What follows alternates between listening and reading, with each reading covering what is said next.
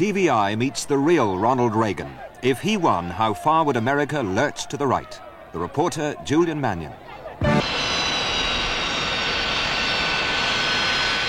Wheeling, West Virginia, the third stop of the day for the Reagan campaign jet, Leadership 80. The third time that an off-key band has welcomed the Republican candidate for president, a man who at 69 campaigns with polished ease and delivers his lines with all the old mixture of punch and charm. It used to be when we had hard times in America, they called it a crisis. And then they thought that began to sound a little too discouraging and harsh. So they came up back in the 30s with the word depression. And that was supposed to soften things. It's kind of hard to soften it when you're hungry. But now, recession is the softening of depression. I figured that in talking about that kind of human tragedy, depression was the right word to use. But the president was hiding behind a dictionary. I came over here today, a Democrat, and I didn't think I'd vote for him. I come over to hear what he had to say, and I think he changed my mind. The idea of getting America stronger and putting people back to work sounds good to me.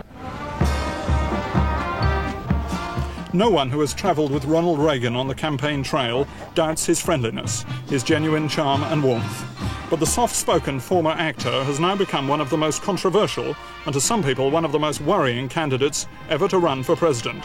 For in his drive for the White House, Reagan is backed by a powerful new right-wing coalition. If Ronald Reagan is sworn in here on Capitol Hill, he'll have taken a unique road to get there. Some of the film sets where Reagan worked still stand in Hollywood, repainted perhaps, but still much as he'd remember them. For 15 years, Reagan inhabited this world where illusion mingles with reality, and it gave him many of the performing skills he would put to good use later. Reagan never quite made it as a top-flight star. He seemed to thirst for the real world outside the gilded cage. He became president of the Screen Actors Union and dabbled in politics, but by the late 50s his Hollywood career was finished. Films like Bedtime for Bonzo had flopped. But at the time that Ronald Reagan's career was running out of steam, the state he lived in, California, was enjoying a new surge of power and confidence. Men like Holmes Tuttle were building business fortunes and looking for ways to turn that wealth into political clout. Holmes Tuttle was Reagan's first major backer and is still one of his closest advisors. He's a man who sees his whole life as a crusade against socialism, a fight for free enterprise. This country was made great because we came over here 300 years ago, but by the time you left this earth, you might be up to the top of the hill, and that was what made this country great. Today now we have several decades of people on welfare. They've been on there for 30 years. 30 years, they never get off. They never get off. And we keep increasing that every year to where today, because if we keep going the way we are, you're just going to go over the precipice and you're going to destroy this system. It can't continue on that basis. So those of us, after we licked our wounds and we took a terrible defeat and were leaders of the party at that time, we decided, well, how do we best rebuild the party? Where do we start? So here we talking about you have to have a candidate. So we knew then that we had a viable candidate, because if Ronald Reagan could get on the TV to the national country, and they were concerned about these things, and they would respond to him, not only by their letters, but by their money, then we knew we had a candidate. Then we decided that we would propose, or we'd ask the governor to run for the governorship of California. I was governor for 8 years. I took a state that was pretty much like the federal government today, that was in debt, spending more than it was taking in, had great problems. And in 8 years, we straightened all that out. We reduced the taxes for the people over the years. We did all the things that government is supposed to do, and yet we were able to cut the increase in government costs in half, hold down the size of government, the bureaucracy, and so forth. So I think I've had some experience that qualifies me to seek this job. The documents that would tell the full story of the Reagan governorship are stored at the Hoover Institute. Many boxes are still sealed. But what is clear is that Reagan's term was not the extremist disaster his opponents had predicted, nor was it quite the success he has often claimed. It was above all a business administration run by businessmen. Big corporations got big tax cuts. Typical of the Reagan style are the so-called mini-memos, which Reagan's critics point to as evidence that he was hardly in charge of his administration at all. The mini-memo was invented by a Reagan advisor as an aid to decision-making. Before they appeared on Reagan's desk, complicated issues were boiled down to a few crisp paragraphs, followed by a recommended course of action. Even loyal former advisors concede the failings of the system. Ronald Reagan is a man who did rely heavily on his staff. I can recall only a few instances where he would say, go back and think this over a little bit further and let's check something else out. I don't recall ever getting a no RR. It was just handed back and say, let's go think about a few other things. What does this tell us, do you think, about the way that Ronald Reagan governs, about the kind of governor he was, about the kind of president he might be? I think, first of all, he's a completely honest man. His administration in California was not touched at all with scandal, and you can't say that about city or state administrations throughout this country. The bad news, if there is any, is that his experience, his education, and his background are Midwestern by nature, and I don't think he has ever had, nor I don't think as he professed to have, really an international bent. I don't think he has spent a great deal of time in world studies, a great deal of time in geopolitics, a great deal of time in international economics. On the Republican candidate's campaign jet, I asked him to explain his call for a more forceful American foreign policy. But I think in several instances the United States, which I believe was always viewed as honorable in the world, behaved with less than honor toward allies such as Taiwan and in Vietnam. I would like to see the United States once again where our allies and our friends know that we can be dependent on. How will that apply to your policies in the future? I mean, you've mentioned, for example, that in a future face down with the Soviet Union, you might even be prepared to blockade Cuba. How tough do you think the President of the US has to be in the world at the moment? If they want to continue the pretense of détente, and if they want to continue doing business and negotiating trade and so forth with us, and yet at the same time carrying on that imperialism, we should have some things that make them understand that détente must be a two-way street. And so I suggested, what about, for example, if we blockaded their colony Cuba and said, we'll do this if you're going to invade Afghanistan. This morning we have four very distinguished military men, in addition to Dr. William Van Cleve, one of my closest associates who's sitting immediately on my right. On the left, General Richard Stilwell. Behind Reagan are a team of tough-minded advisors. They include several retired stars of America's military establishment, and they're all agreed that U.S. defense spending needs to be boosted. A key figure is Richard Allen. Once a member of the Nixon White House, he's now tipped to be Reagan's national security advisor. I categorically don't accept the notion that an arms race is inevitable. An arms race is possible, of course. There's no question about that. The Soviet Union right now is stretched pretty thin. And we believe the Soviet Union would not like to have to allocate additional scarce resources to building arms in a new arms race. We have the capability of getting into an arms race. That's what Governor Reagan means when he speaks of an arms race. One should deal with the Soviets on the basis of trying to instill respect in them. And what respect will flow from will be a constancy of United States policy, and not a vacillation. It would be a steadiness of purpose that would be transmitted to our allies as well as to our adversaries. When the first coup d'etat took place in April of 1978, we did nothing. When our ambassador was killed in February of 1979, murdered, while Soviet advisors, if you want to call them that, stood by as their patrons, performed the act, we did nothing. When the combat brigade was discovered to be in Cuba, declared unacceptable, and weeks later then accepted by the Carter administration. When the hostages were taken in early November, I happened to be in England on the day of that occurrence.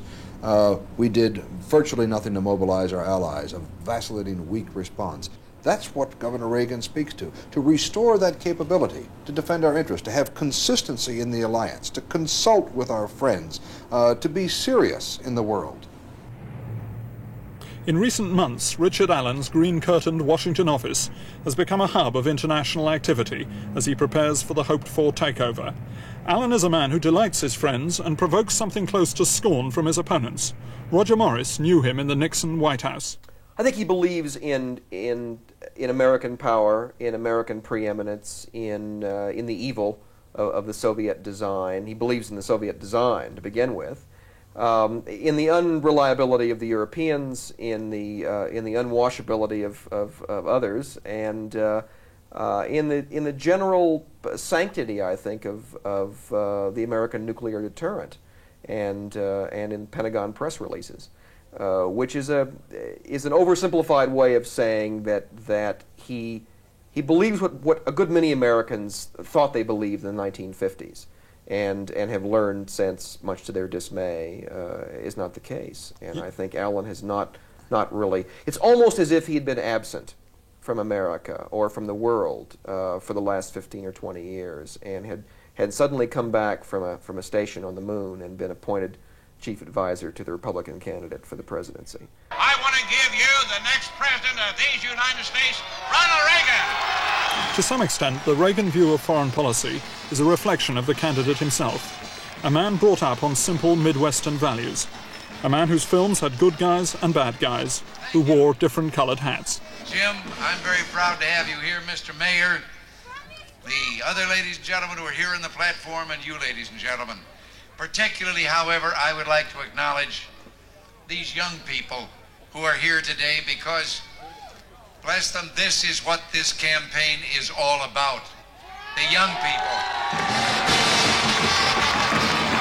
In his whole campaign style, Reagan harkens back to a more secure, a more reassuring American past, an America without worries about declining power or foreign competition.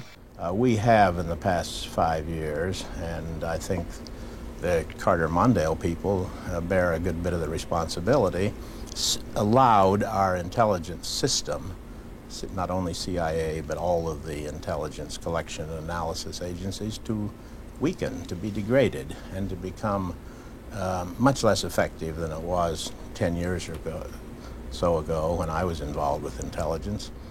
I believe that the Reagan-Bush group are very different from the Carter administration in that they are not ashamed, they do not feel guilty about the American past. It is the ultimate accession to power of a disenfranchised minority in the American establishment who feel that Ronald Reagan will at last give them the chance to prove that they're right. There's a kind of religious quality about this group, a kind of true believer mentality, which says if only we can have the power, and now we will at last vindicate all the criticism that we have made in the past, all the claims that we have made. I think Europeans in particular will sense a difference immediately in the American attitude toward the rest of the planet, and in American readiness to assert its power. And it will extend, of course, from the CIA through economic policy to the most rudimentary aspects of American foreign affairs. In the middle America, which Ronald Reagan so much admires, a new movement is taking root. Allied with Reagan's new political conservatism is a new crusade for conservatism in religion and ethics. Its base is a church in Lynchburg, Virginia. Stand by to roll one. Roll one. Roll VT4. Fade up 4. Stand by to dissolve 5. Dissolve 5. Ready, Matt key. Insert Matt key. The Faith Partners and Friends. Ready to lose Matt key. Stand by luminance key. Every Sunday, the Reverend Jerry Falwell transmits a televised service via stations across America. He's one of many television preachers, but in one respect his message is different. He doesn't just talk about religion, he talks about how it should affect the behavior, the opinions, and even indirectly the votes of America. Ready, 1. I have said that I believe the 1980s to be a decade of destiny. If America survives this decade, it will be because God intervened, because we experienced a spiritual awakening. 2 Chronicles 7:14, because God healed our land. I do not think... Jerry Falwell is the leader of the Moral Majority, a group funded by the faithful to fight abortion, pornography, and the decline of America. Young people haven't gone bad, just some facets of leadership, and we need to change the leadership. We need to get parents who are supposed to be godly leaders doing just that. We need to get pastors doing that. We need to get politicians doing that. We need to get the business community doing that. Let's lead the way, and under God, let's turn our country around. Jerry Falwell and other preachers allied to him reach as many as 30 million Americans.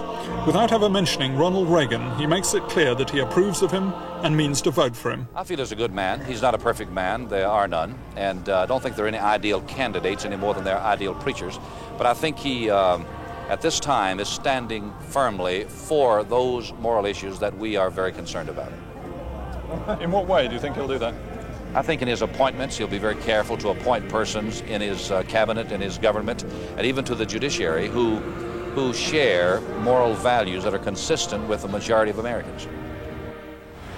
There are always many pressure groups which would like to influence an American president in his choice of top officials. In Washington, a think tank called the Heritage Foundation is helping the Republican Party to sift and select the names for a future Reagan presidency. Ostensibly, it's an intellectual body of growing respectability, housing a team of researchers who publish weighty studies on world affairs and playing host to visiting academics, many from Britain. But what disturbs some Americans is that it also has direct links to the New Right, the movement which spawned the Moral Majority and other similar groups. The brass plate at the door gives a list of people who have put money into Heritage, major American corporations including some of Reagan's original supporters. This man in Washington helped found both Heritage Foundation and Moral Majority. We've tried to be competitive with the left. The left has their think tanks, they have their political action committees, they have their groups. You know, the National Council of Churches has supported every liberal policy that this country has had for the last 40 years. So all we've tried to do is replicate what the left has been doing by having conservative organizations that do the same thing that they're doing on the left. Where do you feel the real need for a change in the American political system lies? Right here in Washington. This city has become as corrupt as any of the cities in the Old Testament which God destroyed. And I think that unless we have a fundamental change here in this town, because this town is much worse than the rest of the country, unless we have that kind of fundamental change, I think this country will be destroyed as well. How far is Ronald Reagan mortgaged to the New Right? I asked his former advisor, Paul Harley. I think he may be mortgaged, if at all, to a few individuals who stayed with him through thick and thin, thin being 1976, for example. But as far as the New Right's concerned, no. I think he could slough off, for example, the Reverend Jerry Falwell's very easily and not miss it for the moment, and I think he'd probably do that. I think he's smart enough to get rid of that baggage very quickly. I feel frightened, and I think somewhat concerned about what I just talked about the quality of the Reagan administration, whether it can indeed overcome its origins, whether it can outgrow its ideological beginnings. This may be, and I think it's the great risk and danger of a Reagan administration, this may be the first truly ideological American presidency, and if so, I think it will lose support very rapidly at home, and I think it's in for a very dangerous time abroad.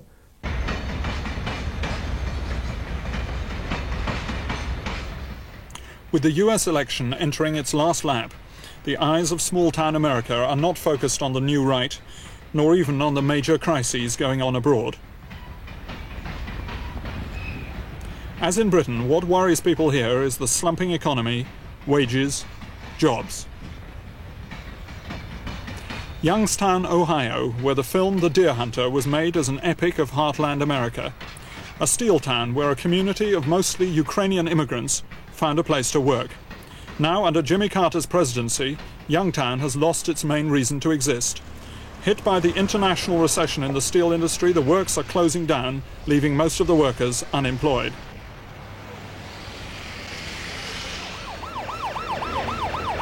If Reagan can win Ohio, he can win America. And it was to Youngstown that the circus came to spread the Reagan message. It's in this hunt for vital votes that Reagan, the consummate politician, has been forced to move towards the political center. Here they don't want to know what he's going to do for the generals or the Bible thumpers. They want to hear about jobs. As one steelman asked him, Carter gave us peanuts. What are you going to do? I'll tell you something. I just think we can do it better. And he's had 3.5 years, and he's had his chance, and I think it's time to send in a new quarterback. Right. After nearly a year of campaigning for the presidency, Ronald Reagan is still a puzzling candidate. A man who can deliver belligerent statements with an easygoing smile flickering on his lips. Today in America, few can say if Reagan really believes in the conservative revolution that some of his backers are urging. In a fortnight or so, they may find out.